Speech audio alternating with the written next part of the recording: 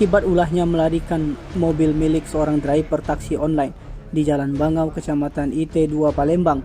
Roy Adi Wijaya alias Mario, warga Jalan Mayor Zen, Lorong Margoyoso, Kecamatan Kalidoni, Palembang, ditangkap anggota unit Ranmor Satreskrim Polrestabes Palembang.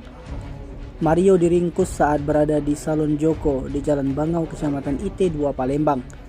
Kasat Reskrim Polrestabes Palembang AKBP Haris Dinza melalui Kanit Ranmor AKP Irsan Ismail mengatakan bahwa dengan modus meminjam mobil korban yang seorang driver taksi online dengan dalih mengambil uang di ATM, namun malah melarikan mobil Daihatsu Sigra Nopol BG 1639 OU milik korban Budi Hartono.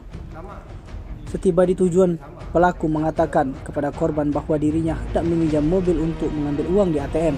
Setelah korban memberikan izin, pelaku membawa mobil tersebut, namun pelaku tidak mengembalikan mobil tersebut kepada korban sehingga korban melaporkan ke Polrestabes Palembang. Masih kata Irsan, saat dilakukan pengembangan, anggota hanya mengamankan mobil korban, sedangkan pelaku Rian tidak berada di rumahnya yang ada di daerah 15 Ulu, Kecamatan Jakabaring, Palembang. Atas ulahnya pelaku dikenakan perkara tindak pidana penggelapan sebagaimana dimaksud dengan pasal 372 KUHP dengan hukuman 4 tahun penjara. Sementara itu, Mario mengakui perbuatannya di mana mobil hasil penggelapan dijual seharga 4 juta rupiah, sedangkan mobil yang digadaikan seharga 15 juta rupiah kepada pelaku Rian. DPO, Tim Liputan Sun Selabe TV melaporkan.